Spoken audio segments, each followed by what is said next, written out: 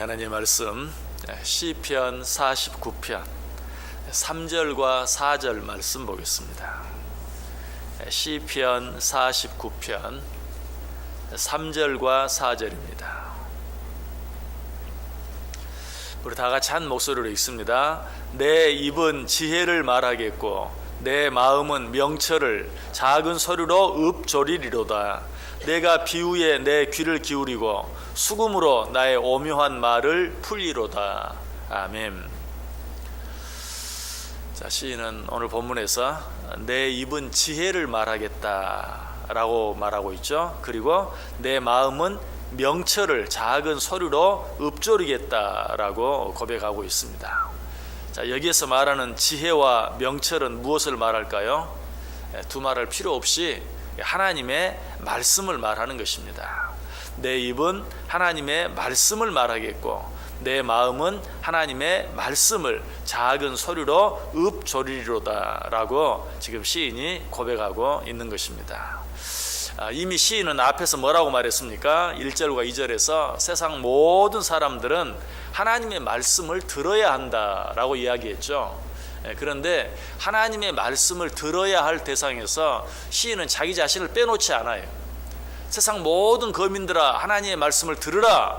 그리고 자기 자신을 향해서도 너 자신도 하나님의 말씀을 들어야 한다라고 이야기하고 있는 것이, 즉 자신도 하나님의 말씀을 직접 말함으로, 그리고 그 말씀을 작은 소리로 읊조림으로 하나님께서 자기에게 뭐라고 하고 있는지 하나님께서 자기에게 하시는 음성을 듣겠다라는 것이, 하나님의 말씀을 늘 계속 읊조린, 이걸 다른 말로 뭐라고 하죠? 하나님의 말씀을 묵상한다고 하죠. 하나님의 말씀을 깊이 묵상함으로, 또 하나님의 말씀을 계속해서 묵상함으로 하나님께서 내게 뭐라고 말씀하시는지 그 말씀을 귀 기울여 듣겠다라는 자신의 고백이, 즉 시인은 다른 사람에게만 하나님의 말씀을 들으라고 가르치는 것으로 끝나는 것이 아니라 나도 하나님의 말씀을 듣겠다라고 고백하고 있어요. 여기서 우리는 하나님의 음성을 듣는 방법을 배우게 되죠. 자, 하나님의 음성을 들으라 그러면 귀로만 듣는 것을 생각할 수 있어요. 그러나 하나님의 음성을 듣는 방법, 하나님의 말씀을 듣는 방법은 귀로만 듣는 것이 아니 하나님의 말씀을 읽음으로 뿐만 아니라 그 말씀을 깊이 묵상하고 또 묵상함으로 하나님의 말씀을 들을 수 있는 것이, 여러분 우리가 무엇을 배울 때도 그것을 최고로 잘 배울 수 있는 방법은 내 입으로 직접 말하는 것이, 특별히 언어를 공부할 때 그렇죠. 언어를 가장 잘 공부할 수 있는 방법은 무엇입니까? 귀로만 아무리 들어도 소용이 없어요. 내 입으로 그것을 말해야 돼. 그래야 비로소 언어를 제대로 배울 수 있게 되는 것이, 성경도 마찬가지. 귀로 듣기만 하는 것보다는 내 입으로 직접 말하는 것. 그러므로 여러분이 성경을 읽을 때도 가능하면 소리 내서 읽어보세요. 물론 뭐 그렇게 할 수 없는 때도 많이 있지만, 그러나 여러분들이 집에서 혼자 성경을 볼 때는 그냥 눈으로만 보지 마시고 입으로 말함으로 성경을 읽어보세요. 훨씬 더 그 말씀의 의미를 바로 잘 깨닫게 돼요. 그리고 그 말씀을 깊이 묵상해 보세요. 한번 그냥 쑥 읽고 지나가는 것이 아니라 읽은 말씀을 또 읽고 또 읽고, 그리고 다시 한번 묵상하고 또 묵상하고. 이것은 마치 소가 음식을 먹고 되새김질을 하는 것과 똑같아요. 소가 만약에 어떤 음식을 먹고 되새김질을 하지 않는다면 그 음식 속에 들어있는 영양분의 10분의 1도 섭취를 못해요. 여러분 소를 보면 참 신기하죠. 얼마나 덩치가 큽니까? 그런데 초식 동물이에요. 그리고 소가 먹는 음식을 생각해 보세요. 뭐 요즘은 뭐 소를 위해서 여러 가지 사료를 만들기도 하지만 예전에는 마른 짚, 도대체 저기에서 무슨 영양분이 나올까? 마른 짚만 먹는데도 그 큰 덩치를 유지하는, 그렇게 할 수 있는 이유가 뭡니까? 되새김질을 하기 때문에 그래요. 그 짚 안에 있는 영양분을 하나도 빼놓지 않고 다 뺏어 먹는 거예요. 여러분 우리는 하나님의 말씀도 그런 방식으로 묵상할 수 있어야 돼요. 읽고 또 읽고 묵상하고 또 묵상하고 생각하고 또 생각하고, 이것이 바로 우리가 하나님의 말씀을 되새김질하는 것이, 우리도 어떤 음식을 먹을 때 어때요? 우리가 되새김질을 하지는 않지만 음식을 오래 씹으라는 말을 자주 하죠. 사실은 음식을 오래 씹지 않으면 그 음식의 맛을 제대로 몰라요. 그 음식의 영양분을 제대로 다 흡수할 수 없을 뿐만 아니라 음식의 맛조차도 제대로 몰라요.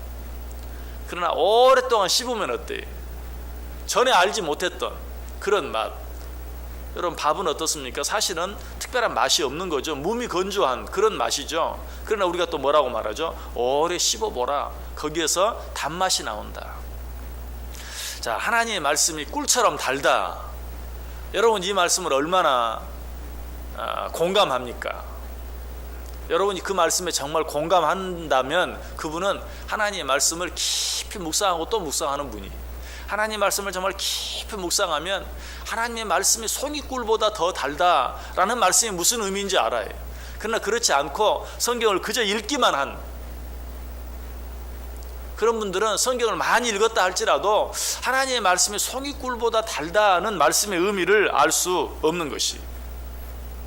그러므로 우리는 하나님의 말씀을 어떻게 해야 돼요? 내 입으로 직접 말하고 또 그것을 묵상하고, 할 수 있다면 아예 외워버릴 수 있어야 돼요. 암기하려고 하다 보면 수없이 그 말씀을 되새기게 돼 있어요. 그래서 하나님의 말씀을 암송하는 것보다 더 좋은 방법이 없어요. 저 이스라엘 사람들이 왜 정말 그처럼 뛰어난 인재들을 많이 일상에 내놓았습니까? 그들은 하나님의 말씀을 늘 외워요. 하나님의 말씀을 늘 암송해요.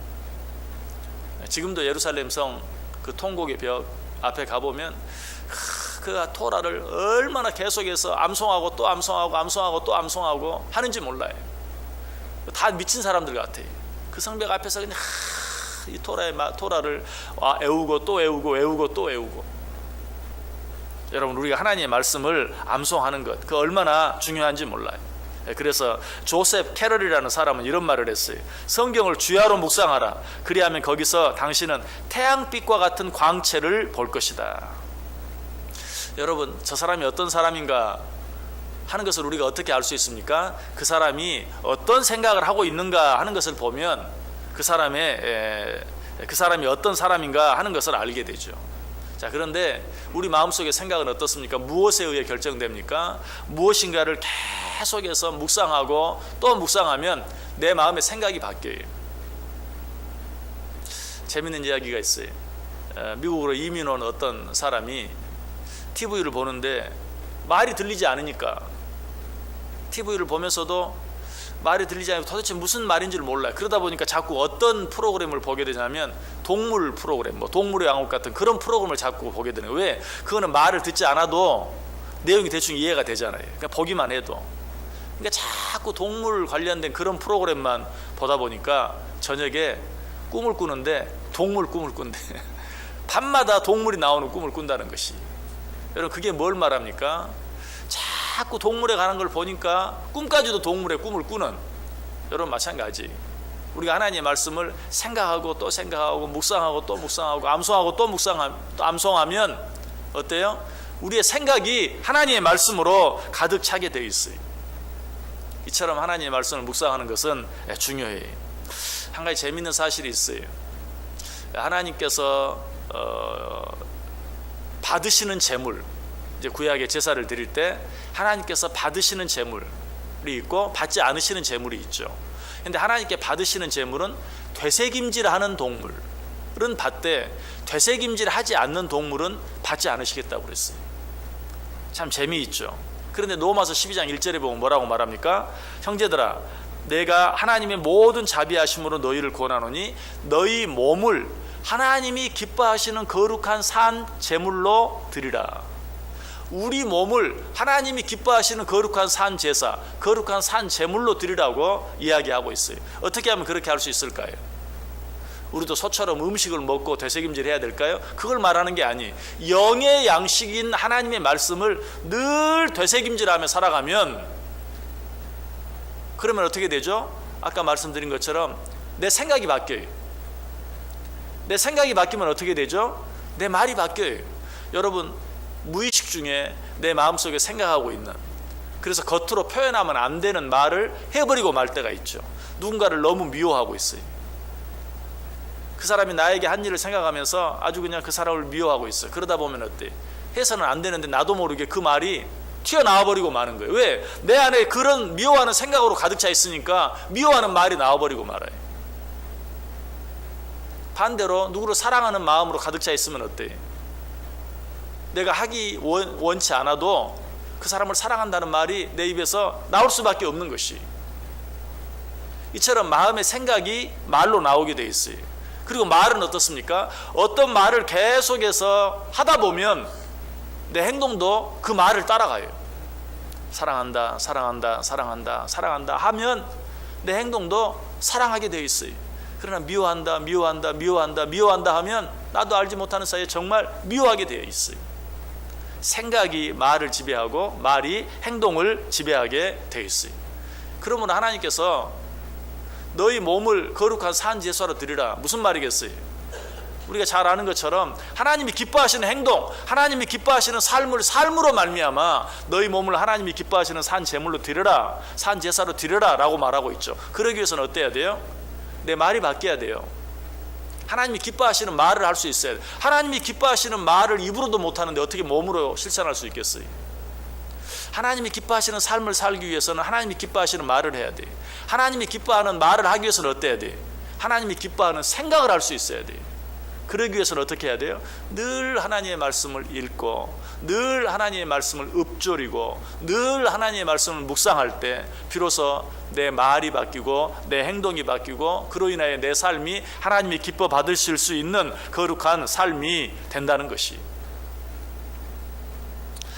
사도행전 17장 11절에 보면 베레아에 있는 사람들은 데살로니가에 있는 사람들보다 더 너그러워서 간절한 마음으로 말씀을 받고 이것이 그러한가 하여 날마다 성경을 상고하였다. 하나님의 말씀을 읽고 그것이 그러한가 하고 날마다 그 말씀을 상고했다. 그것이 그러한가? 여러분, 이 말씀의 의미는 무엇입니까? 하나님의 말씀을 읽고 그 말씀이 정말 그러한가 묵상했다는 의미뿐만 아니라 그 말씀대로 살아보았다라는 의미. 여기에서 우리는 묵상의 또 한 가지 중요한 의미를 보게 돼요. 하나님의 말씀을 묵상한다, 이것은 하나님 말씀을 읽고 또 읽는다, 하나님 말씀을 읽고 그 말씀을 또 생각하고 또 생각한다, 그리고 하나님의 말씀을 아예 암기한다, 이런 여러 가지 의미들도 있지만 한 걸음 더 나아가서 묵상한다라는 말은 하나님의 말씀대로 살아드리는 것이, 실제로 묵상한다라는 말은 히브리어로 하가라는 말이, 이 하가라는 말은 연구하는 마음으로 깊이 생각한다라는 뜻이. 그런데 무엇을 연구하는 사람들이 빼지 않고 하는 게 있어요. 그게 뭡니까? 실험이라는 것이. 실험. 하나님의 말씀이 그러한가라고 깊이 상고했다라는 말은 하나님의 말씀이 정말 그러한지 그 말씀대로 살아보는 걸 말해요. 그러므로 묵상한다는 것은 그 하나님의 말씀대로 실천하는 것, 살아드리는 것까지를 포함하는 것이, 오늘 시인은 그렇게 하고 있다고 이야기하고 있어요. 내가 하나님의 말씀을, 그 지혜를 입으로 말하겠다 뿐만 아니라 내가 그 명체를 늘 읊조리겠다 라는 이 말씀 속에는 하나님의 말씀을 묵상하겠다. 묵상하겠다는 것은 무엇이라고요? 읽고 또 읽고 듣고 또 듣고 뿐만 아니라 묵상하고 또 묵상하고 한 걸음 더 나아가서 그 말씀대로 실천하고 또 실천하고, 지금 자기 자신이 그렇게 하겠다라고 말하고 있어요. 자, 이 말씀은 하나님의 말씀을 듣는다라는 말과도 깊은 관계가 있죠. 자, 1절 2절에서 뭐라고 말했어요? 너희는 하나님의 말씀을 들으라.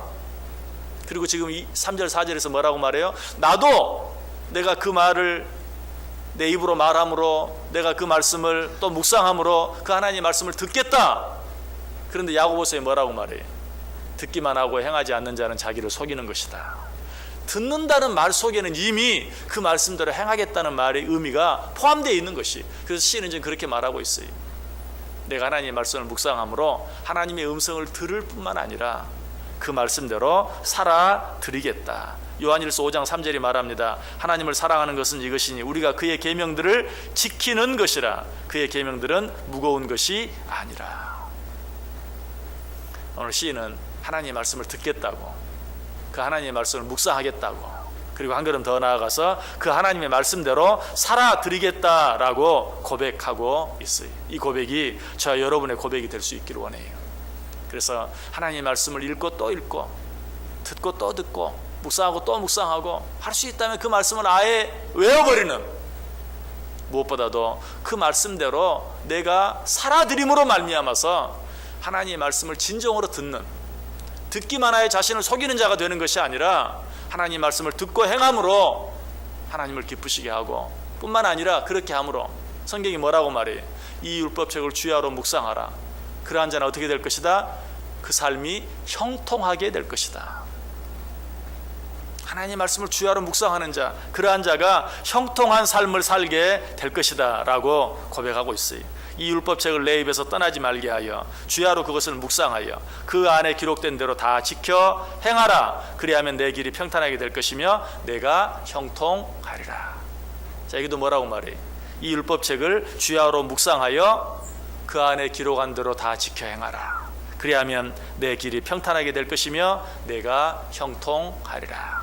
오늘 하루 하나님의 말씀을 진정으로 묵상하는 자들이 되어서 오늘 하루 저와 여러분의 길이 평탄하고 형통한, 아니 오늘 하루뿐만이 아니라 우리가 우리 삶 전체 속에서 하나님의 말씀을 늘 묵상하고 그 가운데 기록한 대로 지켜 행하는 삶을 살아드림으로 우리의 인생 전체가 평탄하고 형통한 삶이 되어질 수 있기를 주님의 이름으로 간절히 축원합니다.